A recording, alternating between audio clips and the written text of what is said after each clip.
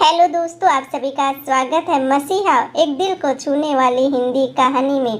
बला की खूबसूरत थी वो, मेरे घर के सामने रहती थी, खिड़की के पास से उसे घंटों में निहारा करता था। घर वालों के नाम पर मेरा कोई न था। जब से होश संभाला बस मामा मामी ही माता पिता की जगह मिले थे मुझे। उन्होंने ही बताया कि सड़क दुर्घटना में मेरे माता पिता चल बसे थे और मैं एक कार सीटर में बंधा होने के कारण बच गया था। ईश्वर की मुझ पर खासी कृपा थी। मामा जी के घर पर भी कोई लाल पैदा ही नहीं हुआ था, तो मैं ही उनका सबका लाडला बना रहा, बल्कि दोनों परिवारों की संपत्ति का इकलौता वारिस भी मैं ही था। ऊपर से इतनी खूबसूरत पड़ोसन मिल जाए तो बात ही क्या। मेरा दिल तो बलियों उछलता था। कई बार उससे बात करने की भी कोशिश की, पर वो थी कि नाक पर मक्खी तक बैठने नहीं देती थी। खैर, लड़कियां टीनेज में खामोशी होती हैं, यही सोचकर मैंने खुद को समझा लिया था और इंटर की परीक्षा दे करके आगे की पढ़ाई के लिए सेट के रिजल्ट का इंतजार ही कर रहा था। उन्हीं दिनों उसके 10वीं का बोर्ड का परीक्षा था और प्रवेश पत्र आया था। सेंटर मेरे स्कूल में ही पड़ा था। यह बात उसके पिता ने ही बताई और कहा कि मैं और तेरी आंटी जॉब के लिए जाते हैं, तो तुम ही आयशा को सेंटर पर छोड़ आना। मैंने उस दिन उसका नाम जाना था, इतना प्यारा नाम, आयशा। हाँ, वही तो मेरा आशियाना सजाने वाली है। अब एक नया काम और मेरे हिस्से में आ गया था। अपने नाम के साथ उसका नाम जोड़कर नोटबुक में लिखता रहता, आयशा प्लस शिवम, आयशा प्लस शिवम। नाम से ही लगता था कि मानो हम दोनों तो एक दूसरे के लिए ही बने थे और उम्र का वह दौर भी तो वैसे ही होता है। पहले के लोग गलत नहीं थे जो आग और फूस की दूरी बनाकर रखते थे। अब मैं अपनी बाइक से भी प्यार करने लगा था, क्योंकि उस पर आशा जो बैठने वाली थी वो भी अजीब मिट्टी की बनी थी। चुपचाप रहती थी, बस चुपचाप आकर बैठ जाती और सीधी स्कूल के गेट के अंदर चली जाती। वापसी में भी वही स्थिति थी, हाँ या ना के लिए ही बस सिर हिलाकर जवाब देती थी।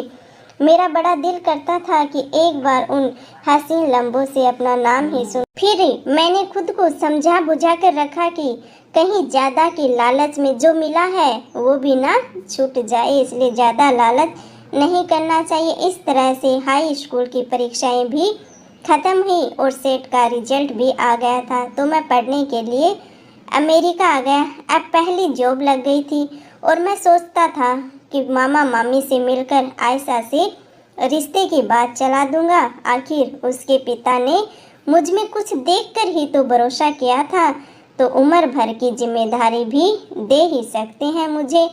ईश्वर ने साथ दिया तो साथ लेकर ही अमेरिका लौटूंगा आयशा को। मैंने जब से ये सारी पिछली बातें मायरा, जो कि मेरी अमेरिका में मित्र है, उसे बताया तो वह भी काफ़ी रोमांचित हो गई।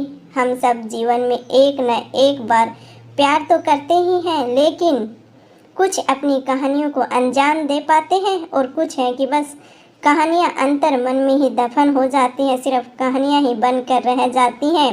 तभी तो जब कोई सच्चा आशिक दिखता है तो उसकी कहानी जानने की उत्सुकता को रोक नहीं पाते, और मारिया का कौतूहल भी चरम पर था। मैं बस बेसब्री से तुम दोनों का इंतजार करूंगी, मेरे दोस्त ने कहा, और उसके मुंह से अनायास ही निकलता है। उससे बातें ख़त्म करके मैंने दिल्ली की फ़्लाइट ले ली और वहाँ से टैक्सी लेकर के मैं चंडीगढ़ पहुँच गया। तुम आ गई बेटा, आयशा के पिता घर के बाहर ही खड़े मिल गए थे। उन्होंने बढ़कर मुझे गले लगा लिया, जैसे पहले से ही वो मेरी राह देख रहे हैं कि मैं कब आऊँगा। शायद मामा जी ने बता दिया होगा। और घर में घुसते ही मामी ने सारी राम कहानी कहकर सुनाई कि दहेज के लालचियों के हाथ पड़ गई थी आयशा। पता नहीं कैसे उसके पड़ोसियों ने पिता को फ़ोन कर दिया और ऐन वक्त पर न पहुँचे होते तो जाने क्या हो जाता। चलो, बेचारी की जान तो बच गई कम से कम। तब से यहीं रहती है। कहते हैं ब्याह के नाम से ही नफरत हो गई है, बस उसे तो इतनी बड़ी बात हो गई और मुझसे छुपाया गया। शायद मेरी पढ़ाई में बाधा न पड़े, यही सोचा होगा मामा और मामी ने, इसलिए मुझे कुछ नहीं बताया। भारी मन वह धड़कते हृदय से आयशा के घर में प्रवेश किया। मैंने सामने ही उसे देख बड़ी मुश्किल से खुद को संभाल पाया। खूबसूरत तो वह पहले ही थी, ऊपर से काली नागिन सी चोटी घुटनों तक आ गई थी और चेहरे पर अब भी वही तटस्थता, जैसे कोई मुझसे नाराजगी हो। मैंने पूछा, कैसी हो? तो उसने कहा, क्यों पूछ रहे हो? क्यों पूछ रहे हो? पुराने दोस्त हैं यार, इसलिए पूछ रहे हैं। दोस्ती? उसने कहा, दोस्ती? जब डोली उठ रही थी तब तुम कहाँ थे? दोस्ती? सही तो पूछा था उसने, बिल्कुल सही कहा उसने। बिना कुछ बोले बस विदेश चला गया था, सोचा था कुछ बनकर लौटूंगा तो इजहार किया, ना इकरार किया, नहीं कभी उसका हाल चाल जानने की कोशिश की। अरे बेटा, चाय पीकर जाना कहकर आयशा की माँ ने बिठा लिया था थोड़ी देर के लिए, और उनकी आवाज़ से तंद्रा एकदम से टूटी हुई थी और आयशा के हाथों की चाय पीने की ललक ने रुकने पर बस मजबूर कर दिया। फिर अंकल जी ने बताया कि दहेज के भूखे भेड़िए कैसे नकाब में घूमते हैं, पहचानने में भूल हो गई बेटा। उन्होंने खुद कहा था कि सिर्फ एक जोड़ी कपड़े में बच्ची को भेजिए आप, तो हमें कुछ भी नहीं चाहिए, पर बच्ची को सताते रहे। मैं तो मौत के मुंह से निकाल कर लाया हूँ इसे। ये केस ही ऐसा था कि तुरंत तलाक भी मिल गया। चाय के साथ आयशा सामने ही थी, खूबसूरत मेहंदी लगे हाथ जो अक्सर ख्वाबों में आते और नींद से जगाकर चाय पिलाते थे मुझे। उसकी जगह बस एक जले हुए हाथ में बस एक चाय का प्याला। जब मुझ तक पहुंचा तो चाय हलक से न उतर रही थी, गले से ही नहीं उतर रही थी। रूंधे गले से बस इतना ही कहा कि पंडित जी से विवाह की तिथि निकलवा ले, मैं वीजे के लिए देखता हूँ। और आयशा के जले अंगों की प्लास्टिक सर्जरी अभी अमेरिका में ही होगी। विवाह की तैयारियां शुरू हो गई। जाने क्या था हम दोनों के बीच की बगैर बोले ही मौन ने प्यार का संदेश पहुंचा दिया था। मेरे शब्दों की गंभीरता ने आयशा के पिता को यह भान कर दिया था कि जो दुख उन्होंने अपनी बेटी के नसीब में लिखा था उसे हरने उसका मसीहा आ चुका है। और खिड़की फिर से एकदम से गुलजार हो गई थी।